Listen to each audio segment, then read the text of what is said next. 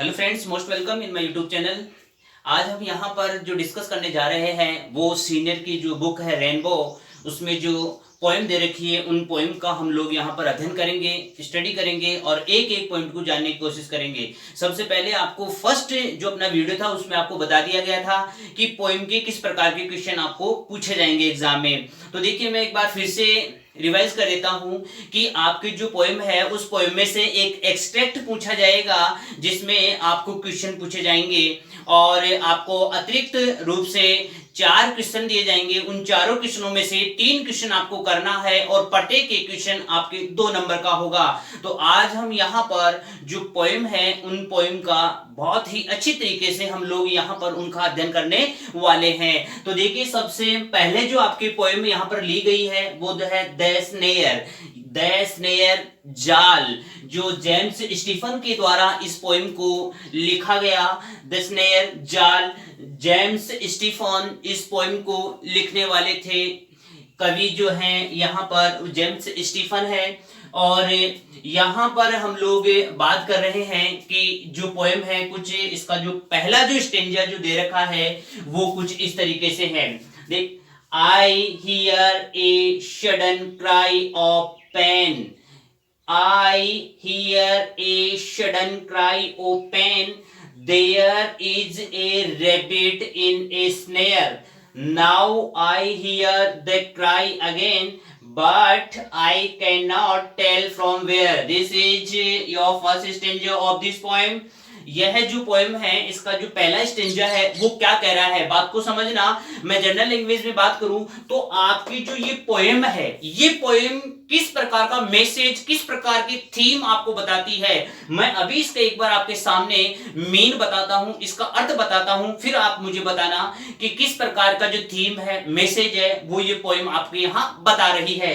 चलो देखिए, I hear a sudden cry of pain, मैं अचानक एक दर्द भरी चीख सुनता हूं। सडन का मीन होता है अचानक, हियर का मीन सुनना, क्राई ऑफ पेन दर्द भरी चीख। मैं एक अचानक दर्द भरी चीख सुनता हूं। पहली लाइन का मेरा ट्रांसलेशन बन गया, I hear a sudden cry of pain, मैं अचानक दर्द भरी चीख सुनता हूं। यह इस लाइन का ट्रांसलेशन हुआ। देखिए next, there is a rabbit in a snare, there is a rabbit in a snare, एक जाल में एक खरगोश है। यानी एक जाल में कोई एक खरगोश फंसा हुआ है और उसकी मैं दर्द भरी चीख सुनता हूं। उसके बाद देखिए, now I hear the cry again, अब मैं दोबारा से अगेन उस चीख को सुनता हूं, उस क्राई को सुनता हूं। नाउ अब आई हियर मैं सुनता हूं द क्राई चीख को अगेन दोबारा से, मैं अब दोबारा से उस चीख को सुनता हूं। But I can not tell from where, लेकिन मैं यह नहीं बता सकता कि वह आवाज जो है, वह चीख जो है वो कहां से आ रही है। मैं ये बात बिल्कुल भी नहीं बता सकता। देखिए, आपका जो पहला स्टेंजा है, जो फर्स्ट स्टेंजा इस पोएम का बता रखा है, उसमें क्या कहा गया है वापस देखिए एक बार, कि मैं एक दर्द भरी चीख सुनता हूं। किसी भी प्रकार का कोई एक जाल है और उस जाल में एक जो खरगोश फंसा हुआ है, मैं दोबारा से उस खरगोश के चीखने की आवाज को सुनता हूं, लेकिन मुझे यह पता नहीं है, मैं ये नहीं बता सकता कि आखिर उसकी चीख कहां से आ रही है। ये था आपका फर्स्ट स्टेंजा। आगे देखिए, सेकंड स्टेंजा क्या कहता है, but I can not tell from where, लेकिन मैं दोबारा से मैं बता नहीं सकता कि वह जो आवाज है वो कहां से आ रही है। ये बात मैं बिल्कुल भी नहीं बता सकता। इस लाइन को रिपीट किया गया है, he is calling out for aid, crying on the frightened air, but I cannot tell from where he is calling out for aid. वह सहायता के लिए चीख रहा है लेकिन मैं बता नहीं सकता कहां से।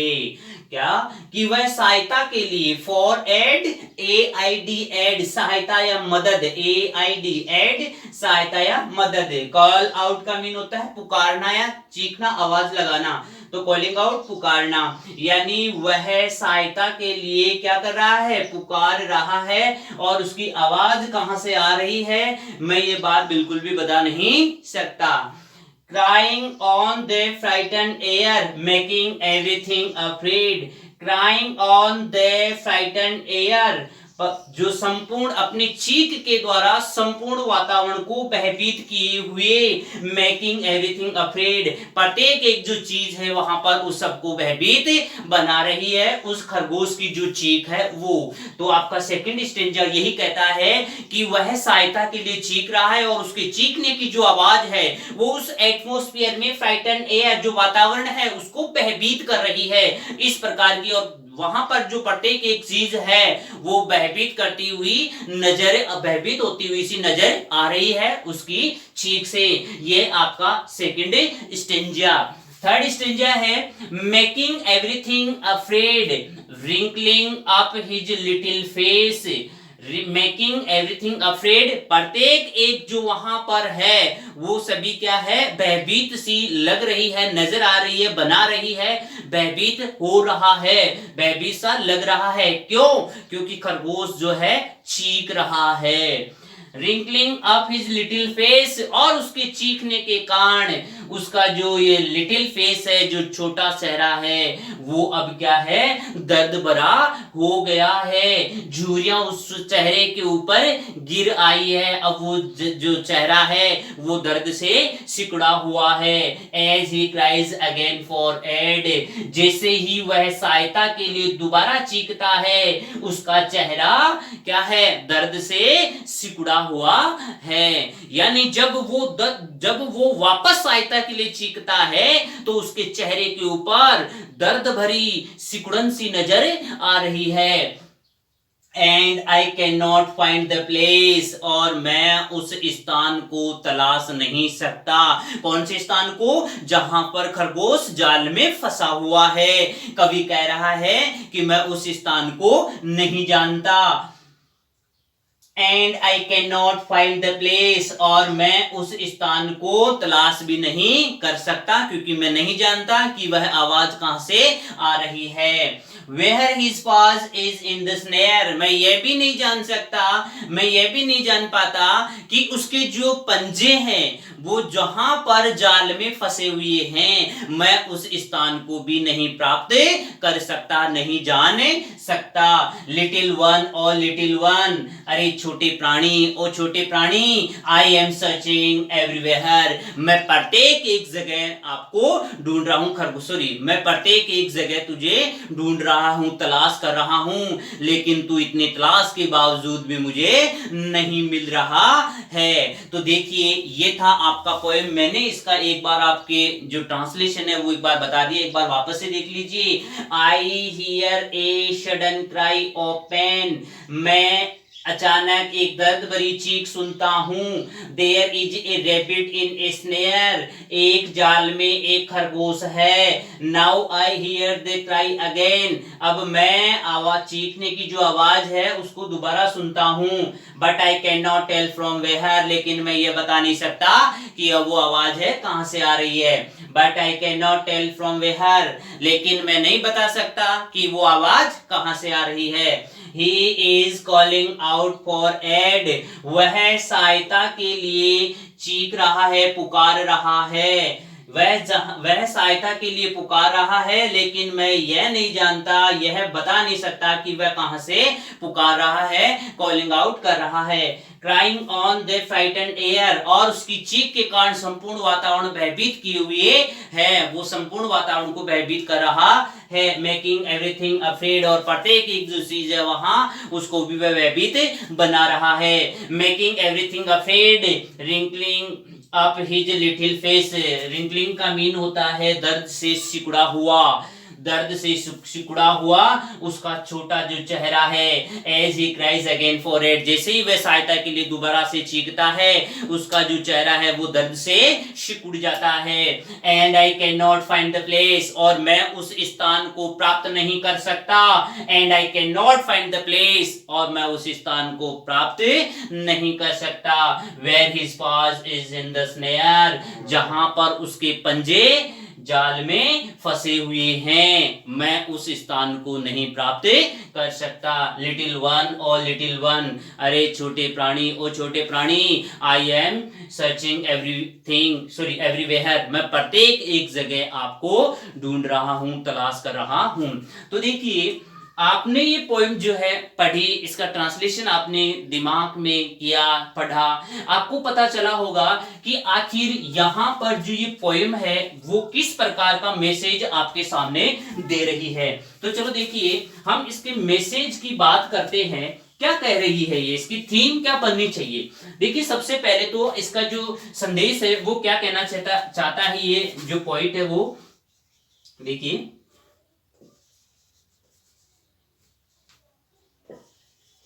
सेव वाइल्ड लाइफ, यानी जो वाइल्ड लाइफ है उसको क्या किया जाए, सेव किया जाए, सेव वाइल्ड लाइफ। और जो सेकंड है वो इसका आपका बनना चाहिए फ्री द एनिमल्स, और जितने भी एनिमल्स है उनको क्या किया जाए, फ्री किया जाए। ये तो मैं अपने जो पॉइंट है इस पोएम को पढ़ने के बाद अपने दिमाग में आया कि यार जितने भी यहाँ पर वाइल्ड लाइफ है, जो जंगली जीवन है उसको सेव किया जाना चाहिए। इस पोएम के माध्यम से जो जेम्स स्टीफन है वो आपको यह बात बताना चाह रहा है, फ्री द एनिमल्स, और जो जानवर हैं उनको क्या किया जाना चाहिए, स्वतंत्र किया जाना चाहिए। ठीक है, अब देखिए अपन इसके मैसेज की बात करते हैं, इसके थीम की बात करते हैं कि आखिर आपकी जो ये पोएम है इस पोएम का थीम क्या बनना चाहिए। देखिए पोएम का जो थीम है वो क्या बनना चाहिए। तो देखिए पोएम क्या कहती है आपकी, इसका थीम की बात करें, इसकी थीम जो है वो क्या होनी चाहिए। देखिए क्या सोच करती है द पोएम शोज, क्या सोच करती है, क्या प्रदर्शित करती है, क्या दिखाती है, द पोइट्स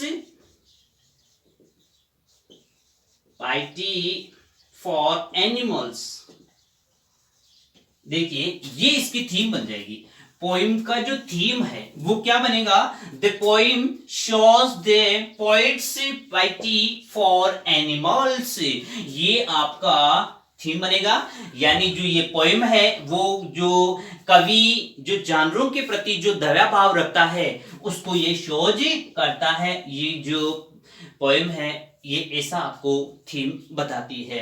अब देखिए एग्जाम में आपके एक्सट्रैक्ट दिया हुआ होगा एक, जैसा कि यहां पर एक एक्सट्रैक्ट है, और एग्जाम में इससे रिलेटेड जो प्रश्न है वो किस तरीके से आपको क्वेश्चन जो है पूछे जाते हैं और किस प्रकार से उनका आंसर दिया जाना चाहिए। देखिए यहां पर जो क्वेश्चन है वो आपके किस प्रकार से होंगे, ये आपका यहां पर जो स्टेंजा है दिया हुआ है क्वेश्चन, इसके देखिए।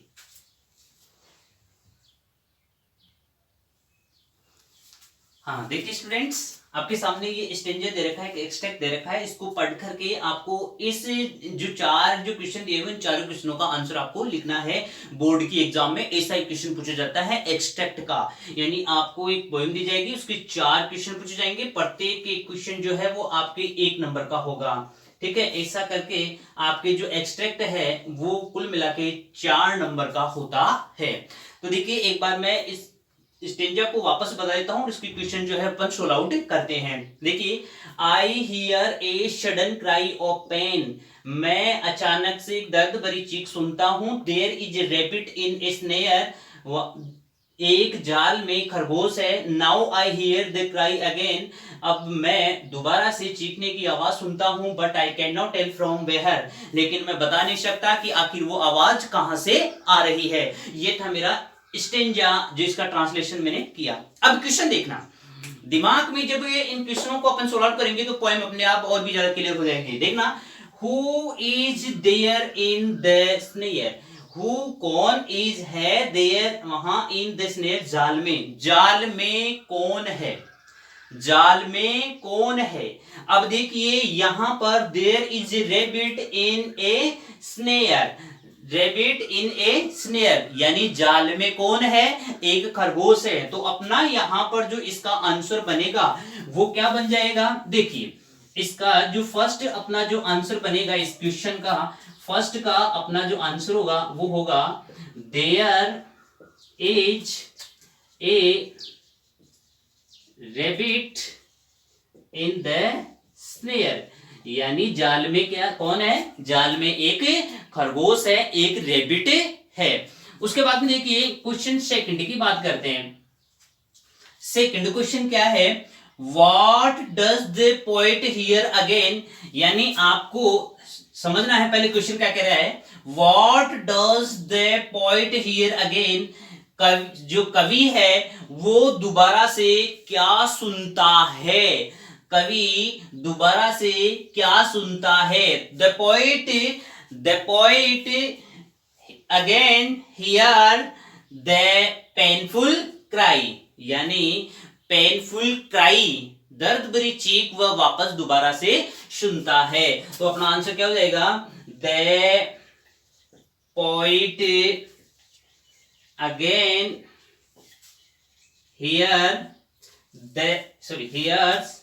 the cry of, painful cry कर दो, the painful cry of a rabbit, यानी एक खरगोश की चीख भरी आवाज को वह दोबारा से सुनता है। ठीक है, क्वेश्चन थर्ड देखिए क्या है, क्वेश्चन थर्ड है आपका, यहां पर समझने की कोशिश करें। What is rabbit doing in the snare? What is rabbit doing in the snare? Snare जाल में रेबिट क्या कर रहा है, जाल में रेबिट खरगोश क्या कर रहा है। तो आपको पता होना चाहिए जाल में वो क्या कर रहा है, जाल में वो चीख रहा है। तो यहां पर अपना जो आंसर बनेगा इस क्वेश्चन का वो बन जाएगा, यहां पर लिख देता हूं इसको, मैं यहां पर लिख देता हूं, इसका जो आंसर बनेगा क्या हो जाएगा, the rabbit is crying out of pain. देखिए समझने की कोशिश करना, the rabbit is crying out of pain. Question अपना what answer, what is rabbit doing in the snare, the rabbit is crying out of pain in the snare, यानी जाल में rabbit है वो क्या कर रहा है, चीख रहा है, चिल्ला रहा है।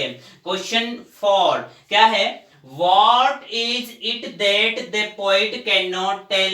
वह क्या है जिसको कवि बता नहीं सकता, यानी ऐसी कौन सी बात है जिसको कवि बता नहीं सकता है, उसको पता नहीं है, टेल नहीं कर सकता उस बात को, वो बात क्या है। तो देखिए आपको पता है कि कवि जो है वो क्या नहीं बता सकता, वो यह बता नहीं सकता कि कौन सी डायरेक्शन से उस खरगोश के चीखने की आवाज आ रही है, वो यह डायरेक्शन नहीं बता सकता।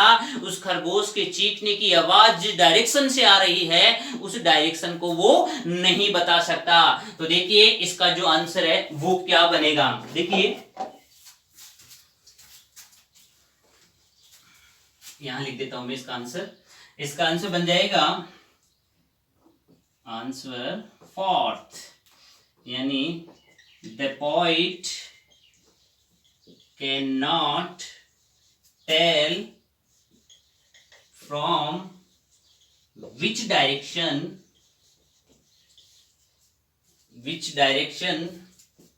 the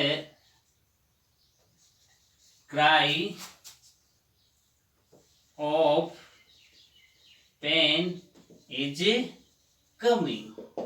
देखिए क्वेश्चन को समझना भैया, क्या कह रहा है, What is it that the poet cannot tell, क्या हो जाएगा, the poet cannot tell from which direction the cry of pain is coming। कवि नहीं बता सकता उस दिशा को, जिस दिशा से उसके चीखने की आवाज आ रही है, उस खरगोश के चीखने की आवाज आ रही है, उसके चीखने की उस डायरेक्शन को कवि नहीं बता सकता है।